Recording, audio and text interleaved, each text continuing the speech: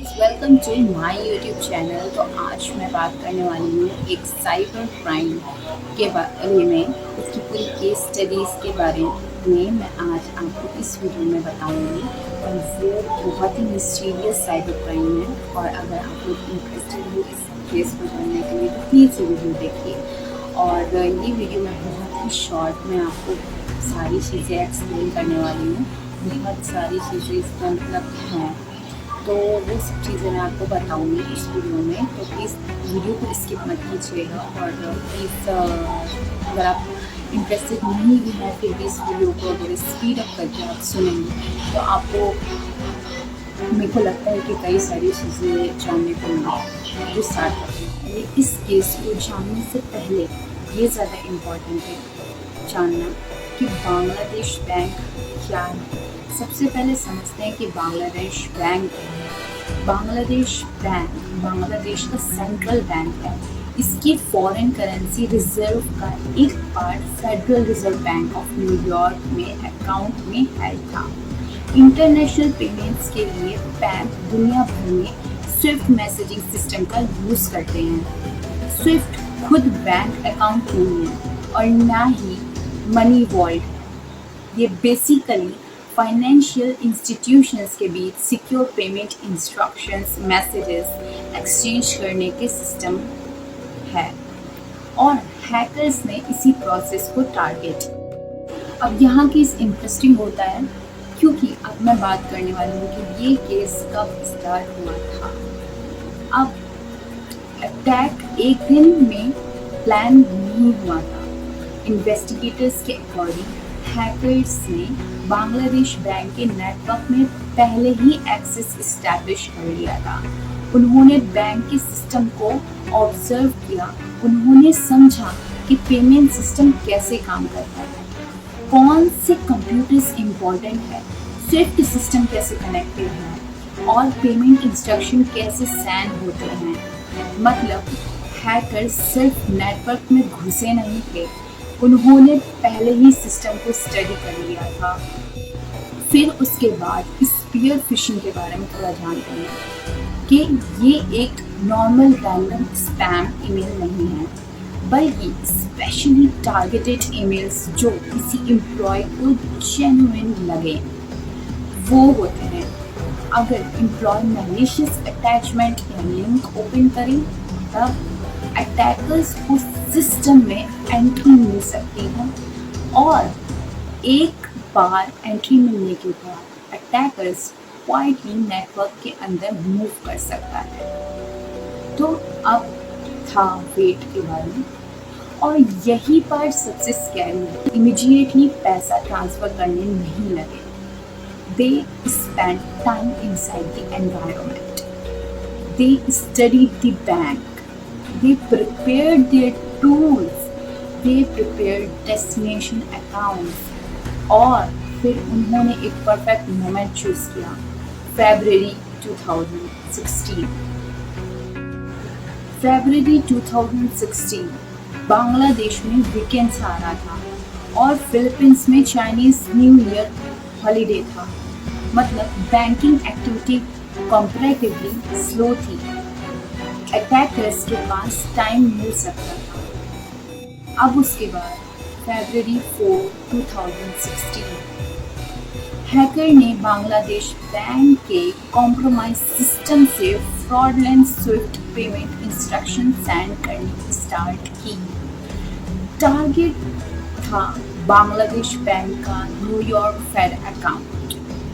Total attempted transfers approximately $951 million के थे, लेकिन सब ट्रांजैक्शंस सक्सेसफुल नहीं हुए। 35 fraudulent पेमेंट इंस्ट्रक्शंस में से 5 सक्सेसफुली प्रोसीड हुए। टोटल अमाउंट था approximately $101 million। देन अब आता है केस का सबसे फेमस ट्विस्ट। हैकर्स ने श्रीलंका के लिए अप्रॉक्सीमेटली $20 मिलियन ट्रांसफर करने की इंस्ट्रक्शन भेजी, लेकिन बेनिफिशियरी ऑर्गेनाइजेशन के नाम में स्पेलिंग मिस्टेक थी। ये अनयूजुअल लगा। राउटिंग बैंक ने क्लेरिफिकेशन मांगी और ट्रांजैक्शन स्टॉप हो गई। एक छोटी सी स्पेलिंग मिस्टेक ने अप्रॉक्सीमेटली $20 मिलियन को बचाने में हेल्प किया। लेकिन बांग्लादेश बैंक के अंदर एक और स्ट्रेंज प्रॉब्लम थी। स्विफ्ट ट्रांजैक्शंस नॉर्मली एक प्रिंटर पर फिजिकली रिकॉर्ड के फॉर्म में प्रिंट होते थे। अटैक के दौरान प्रिंटर काम नहीं कर रहा था। एम्प्लॉयज को इनिशियली लगा कि ये कोई टेक्निकल प्रॉब्लम होगी, लेकिन एक्चुअली ये साइबर अटैक का एक इम्पॉर्टेंट सिम्टम था। मालवेयर ने सिस्टम्स को मैनिपुलेट करके ट्रांजैक्शंस विजिबिलिटी को इंटरफेयर किया था। मतलब हैकर सिर्फ पैसा ट्रांसफर नहीं कर रहे थे, वो अपने ट्रैक्स हाइड करने की भी कोशिश कर रहे थे।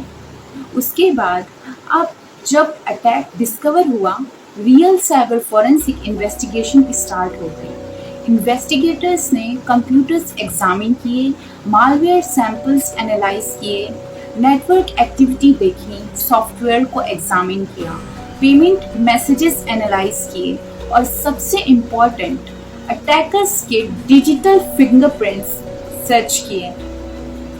इन्वेस्टिगेटर्स को कस्टम मालवेयर मिला। ये ऑर्डिनरी वायरस नहीं था। Analysis suggested that the malware was designed specifically to interact with the SWIFT environment. इसका पर्पस सिर्फ कंप्यूटर डैमेज करना नहीं था, ये अटैकर्स को फ्रॉडलेंट ट्रांजैक्शन एग्जीक्यूट करने और इन्वेस्टिगेशन को कंफ्यूज करने हेल्प कर रहा था। ये एक इम्पॉर्टेंट लेसन है। मॉडर्न साइबर क्राइम में मालवेयर का गोल हमेशा सिस्टम डिस्ट्रॉय करना नहीं होता। कभी कभी गोल होता है सिस्टम को क्वाइटली कंट्रोल करना। अब इन्वेस्टिगेटर्स को सेकेंड प्रॉब्लम सॉल्व करनी थी। पैसा गया तो गया कहाँ? $81 मिलियन फिलीपींस के मल्टीपल अकाउंट्स में गया। उसके बाद मनी को मल्टीपल फाइनेंशियल चैनल्स से मूव किया गया। Investigations found that the funds were laundered through bank accounts, remittance, business and casino-related transactions. यानी साइबर क्राइम यहाँ सिर्फ हैकिंग नहीं था, यहाँ बन गया था cyber crime plus financial crime plus money laundering. Then अब सबसे डिफिकल्ट क्वेश्चन ये था कि who was behind the attack.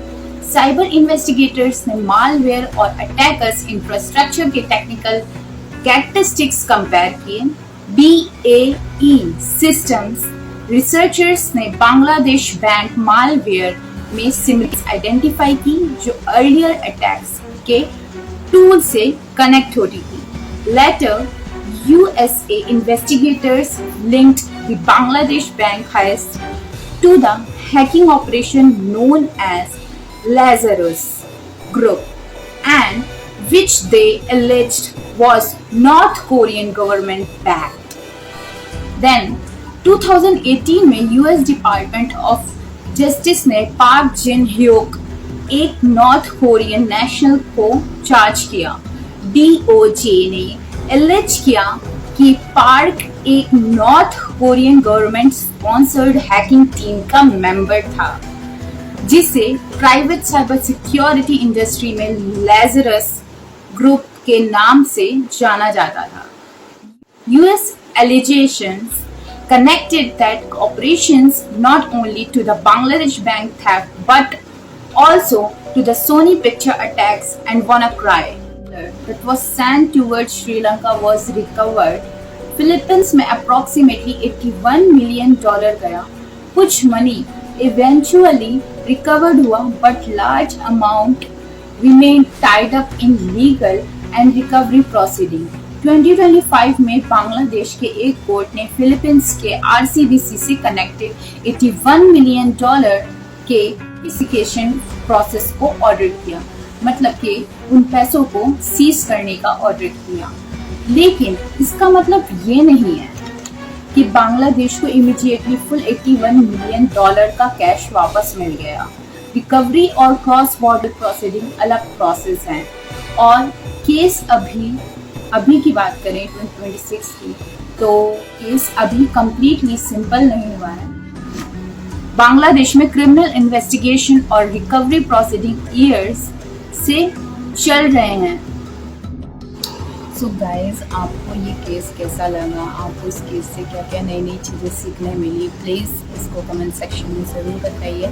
और मैं अपनी वीडियोस को और कैसे इम्प्रूव कर सकती हूँ ये भी ज़रूर बताइएगा, क्योंकि ये मेरी पहली वीडियो है। मैं ये चाहती थी कि आप उससे कुछ सीखें, मतलब इजी लैंग्वेज में ये केस को प्रॉपरली समझ पाएँ। अगर आपको एक न्यू केस एक और जानने को मिलेगा, वो केस किसी भी चीज़ से रिलेटेड हो सकता है, साइबर से रिलेटेड हो सकता है, मर्डर, सुसाइड, किसी भी से रिलेटेड हो सकता है। और अगर आप और किस टाइप के केसेस के बारे में और जानना चाहेंगे जो बहुत ही मिस्टीरियस केसेस हैं या बहुत फेमस केसेस हैं, तो प्लीज़ मेरे को बताइएगा कमेंट सेक्शन में, ताकि मैं और वीडियोज़ उससे रिलेटेड बना। मैंने आपका लास्ट तक का जो टाइम है वो थोड़ा वेस्ट कर दिया, क्योंकि मेरी फर्स्ट वीडियो थी, तो मैंने सोचा कि मैं आपको ऐसे मतलब बता दूँ वीडियो के एंड में थोड़ा सा। तो नेक्स्ट वीक मिलेंगे, एक न्यू केस के बारे में जानेंगे, और प्रॉपरली मैं बहुत अच्छे से वीडियो बनाऊँगी, अपना बेस्ट करने की कोशिश करूँगी इस वीडियो में। Thank you so much, bye.